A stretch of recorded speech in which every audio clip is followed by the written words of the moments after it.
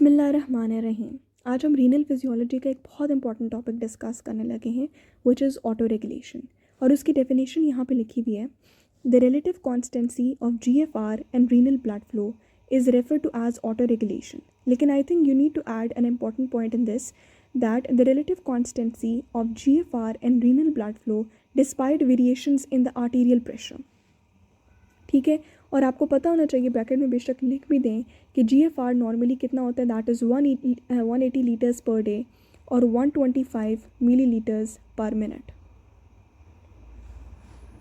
ठीक हो गया। अच्छा, तो GFR को मेंटेन करना क्यों ज़रूरी है? क्योंकि अगर हम GFR को मेंटेन नहीं करेंगे तो जब GFR जो है वो जैसे ही हाई होगा तो आपका फ्लूइड जो है वो बहुत रियार्डली पास करेगा थ्रू द ट्यूब्यूल्स।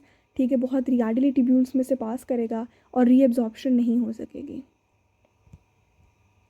ठीक है, और अगर आपके पास GFR बहुत लेस है तो इतना ग्रेजुअली फ्लूइड पास करेगा आपके ट्यूब्यूल से कि सारे सब्सटेंसेस ही रीअब्जॉर्ब हो जाएंगे। ठीक है, और कोई भी सब्सटेंस एलिमिनेट नहीं हो पाएगा।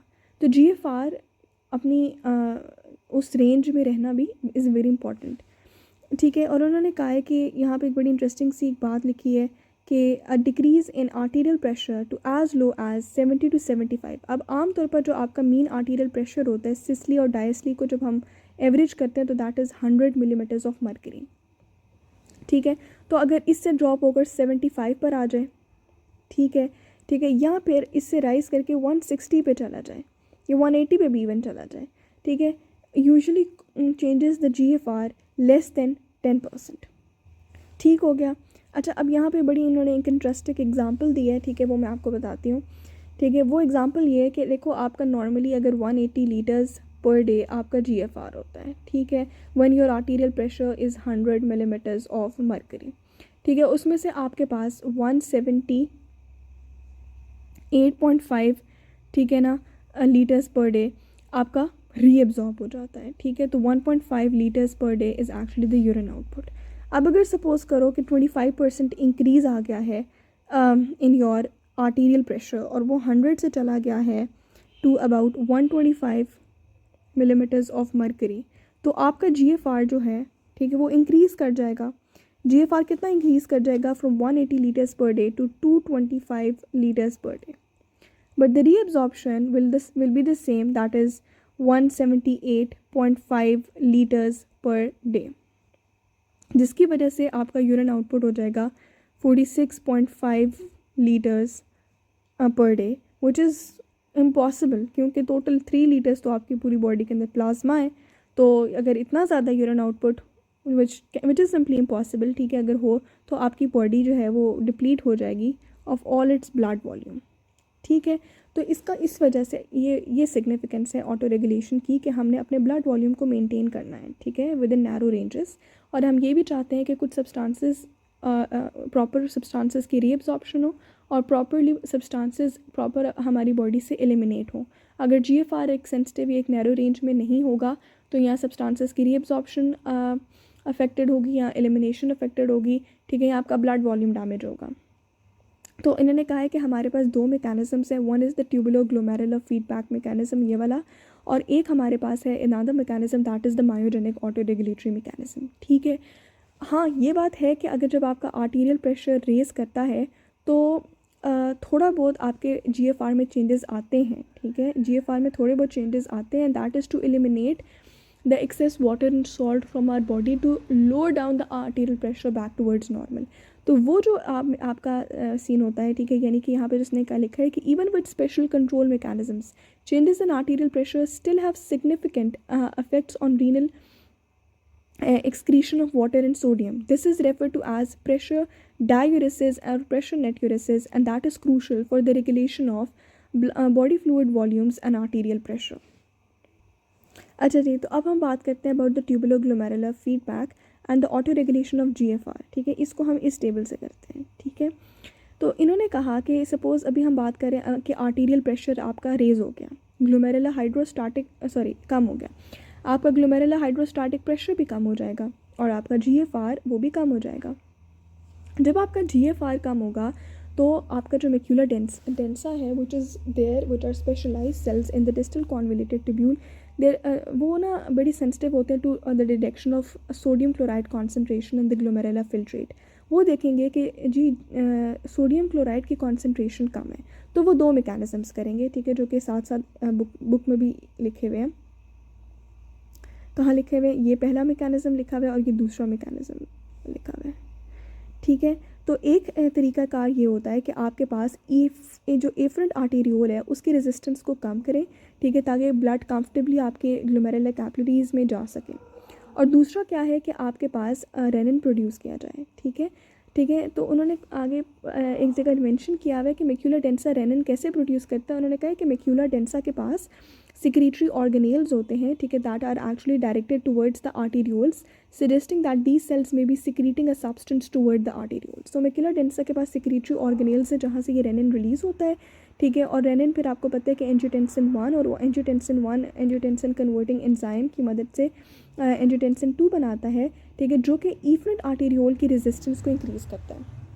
जब आपके पास इफरेंट आर्टेरियोल की रेजिस्टेंस जो है वो इंक्रीज़ हो जाती है तो blood can comfortably stay in the glomerular capillaries for a longer time. अलबत्ता ये कि अगर इफरेंट आर्टेरियोल की रेजिस्टेंस वे टू मच हो जाती है तो आपका GFR डिक्रीज़ होता है। लेकिन अगर इफरेंट आर्टेरियोल की रेजिस्टेंस हम एक नैरो रेंज में इंक्रीज़ करते हैं तो that also increases your GFR, ठीक है। तो अल्टीमेटली ये दोनों चीज़ें थ्रू एक नेगेटिव फीडबैक आपके ग्लोमेरुलर हाइड्रोस्टैटिक प्रेशर को इंक्रीज़ करती हैं, जिसकी वजह से आपका GFR इंक्रीज़ हो जाता है, ठीक है। एक इन्होंने यहाँ पे एक और बात लिखी हुई है कि समटाइम्स ऐसा भी हो सकता है, जो कि I think it's more of like a pathology, कि आपका सोडियम क्लोराइड जो है उसकी रीअब्जॉर्प्शन PCT में बहुत ज़्यादा हो रही है, प्रॉक्सिमल कॉन्वोल्यूटेड ट्यूब्यूल में बहुत ज़्यादा हो रही है, जिसकी वजह से डिस्टल कॉन्वोल्यूटेड ट्यूब्यूल में मैक्यूला डेंसा सोडियम क्लोराइड की कॉन्सेंट्रेशन को कम सेंस कर रहा है, ठीक है। तो I think that will be more of like a pathology कि जब PCT में सोडियम क्लोराइड एक्सेसिवली रीएब्जॉर्ब हो रहा है, ठीक है। तो बुक की लाइंस भी मैं आपको दिखा देती हूँ कि इनमें क्या क्या लिखा हुआ है। उन्होंने कहा है कि देखो 3 चीज़ें इन्वॉल्व होनी है इन द JG अपरेटस, ठीक है।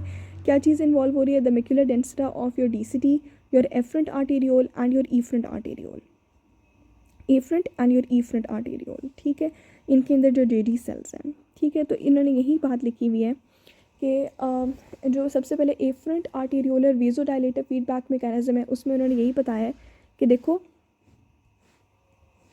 आपका GFR कम था, आपका GFR कम था, ठीक है, जिसकी वजह से सारा का सारा सोडियम क्लोराइड तो रीएब्जॉर्ब हो गया आपके, मतलब थोड़ा था ना, overall urine out glomerular filtrate ही कम था, तो वो सारा का सारा आपके लूप ऑफ हेनले में रीएब्जॉर्ब हो गया, ठीक है। लूप ऑफ हेनले में सारी रीअब्जॉर्प्शन हो गई हुई है। तो अब आपका क्या होगा कि मैक्यूला डेंसा कहेगा कि भाई सोडियम क्लोराइड की कॉन्सेंट्रेशन जो है वो कम है, ठीक है। तो वो क्या करेगा कि वो आपके एफरेंट आर्टेरियोल को डायलेट करेगा, कहेगा कि तुम डायलेट हो जाओ, और जब वो डायलेट करेगा तो that will increase the blood pressure through your glomerulus and that will ultimately increase your GFR, ठीक है। दूसरा मैकेनिज्म भी बिल्कुल आप इसी तरह, जो इफरेंट आर्टेरियोलर वेजो कंस्ट्रक्टिव फीडबैक मैकेनिज्म है वो भी बिल्कुल आप इसी तरीके से लिखोगे कि आप बताओगे कि GFR कम हुआ, रीअब्जॉर्प्शन हो गई असेंडिंग लिम्ब में, सोडियम क्लोराइड की कॉन्सेंट्रेशन मैक्यूला डेंसा में कम सेंस की गई। तो अब यहाँ पर थोड़ा सा आपने इसको चेंज करना है, यहाँ पर आप लिखोगे कि आपके JG सेल्स ने सेंस किया और उन्होंने रेनिन को रिलीज़ किया, ठीक है। रेनिन से आपके पास बना एंजियोटेंसिन 2, ठीक है, और एंजियोटेंसिन 2 ने आपकी इफरेंट आर्टेरियोल्स को कंस्ट्रिक्ट किया, ठीक है, इफरेंट आर्टेरियोल्स को कंस्ट्रिक्ट किया, जिसकी वजह से आपका ग्लोमेरुलर प्रेशर और GFR इंक्रीज़ हो गया, ठीक है। तो आपने इसको ना फ्लो चार्ट की शक्ल में 2 दफ़ा ट्यूबुलर ग्लोमेरुलर फीडबैक को बताना है, one with respect to the dilation of your afferent arterioles, ठीक है, dilation of your afferent arterioles, and the other one with respect to the constriction of your efferent arterioles, ठीक है। चलो ये सारी कहानी तो हो गई पूरी। फिर उन्होंने कहा कि कभी कभी जो हाइपरटेंशन के मरीज़ होते हैं, ठीक है, कंजेस्टिव हार्ट फेलियर के मरीज़ होते हैं, उनको हमें एक दवाई देनी होती है, that is basically ACE inhibitor या एंजियोटेंसिन 2 रिसेप्टर एंटागनिस्ट, ठीक है। Administration of drugs that block the formation of your angiotensin 2 angiotensin converting enzyme inhibitors और that block the action of angiotensin 2 receptor antagonist. इसकी वजह से GFR कम हो जाता है। अब ये दवाई देना उस वक्त जो है दैट गेट्स मोर इम्पॉर्टेंट, ठीक है, लेकिन एट द सेम टाइम इसके साथ साथ we have to ensure that severe decreases in the GFR does not occur. अच्छा, नेक्स्ट हमारे पास आ रहा है हमारा myogenic autoregulation of GFR, ठीक है। ये इतना सिग्निफिकेंट नहीं समझा जाता इस मैकेनिज़्म को, लेकिन देखने में आया कि आपकी बॉडी के सारे एफरेंट आर्टेरियोल्स में ये मैकेनिज़्म होता है, ठीक है। तो होना क्या है कि it's basically the ability of your individual blood vessels to resist to stretching during increased arterial pressure, कि जब आपका ब्लड प्रेशर ज़्यादा है तो आपकी आर्टेरियोल्स अपने लिए एक स्टैंड लेती हैं कि हमने इससे ज़्यादा डायलेट नहीं करना या इससे ज़्यादा ब्लड प्रेशर को रेजिस्ट नहीं करना, ठीक है। अब वो कैसे होता है कि जैसे ही आपके वॉल की टेंशन इंक्रीज़ होती है, आर्टेरियोल्स की वॉल की टेंशन इंक्रीज़ होती है because of the increased blood pressure, ठीक है, तो क्या होता है कि आपकी ये जो वैस्कुलर स्मूथ मसल है, ठीक है ना, ये आपकी जो वैस्कुलर स्मूथ मसल है, ठीक है, ये कॉन्ट्रैक्ट करती है, ठीक है। अब जैसे ही ये कॉन्ट्रैक्ट करती है, ठीक है, कैल्शियम की परमिएबिलिटी इंक्रीज़ होती है, ठीक है, और कैल्शियम जो है वो आपके एक्स्ट्रा सेलुलर फ्लूइड से, ठीक है, आ जाता है इनटू द सेल्स, ठीक है, कॉजिंग देम टू कॉन्ट्रैक्ट, ठीक है, थ्रू द मैकेनिज़म्स, ठीक है ना। वो मैकेनिज़म्स को भी हम डिस्कस करना हमारा टॉपिक नहीं है, बस ये कि टेंशन से उन्होंने कैसे रिस्पॉन्ड करना है वैस्कुलर टेंशन को, कि उन्होंने कॉन्ट्रैक्ट करना है, उनकी कैल्शियम की परमिएबिलिटी इंक्रीज़ होनी है, और कैल्शियम कहाँ से आएगा, एक्स्ट्रा सेलुलर फ्लूइड से सेल्स में, और उनकी कॉन्ट्रैक्शन कराएगा ताकि एक्सेसिव स्ट्रेच ना हो, ठीक है। ऑब्वियसली एक्सेसिव स्ट्रेचिंग नहीं होगी तो ज़्यादा ब्लड नहीं आएगा आपके आर्टेरियोल्स में और ज़्यादा GFR इंक्रीज़ नहीं करेगा, ठीक है। तो इन्होंने कहा कि because this pressure sensitive mechanism has no means of directly detecting, अच्छा तो इसको हम इतना सिग्निफिकेंट कुछ साइंटिस्ट नहीं मानते या कुछ फिजियोलॉजिस्ट नहीं मानते, क्योंकि वो कहते हैं कि इसके अंदर कोई डायरेक्ट मीन्स नहीं, उसे कैसे पता चलेगा कि भाई हमारा रीनल ब्लड फ्लो ज़्यादा है या GFR ज़्यादा है, ठीक है, मतलब आर्टेरियोल्स को कैसे पता चला, ठीक है। तो हमने तो कह दिया कि टेंशन की वजह से पता चला है, लेकिन वो कहते हैं कि it is also significant, it may be more important in protecting the kidneys from hypertension induced injury.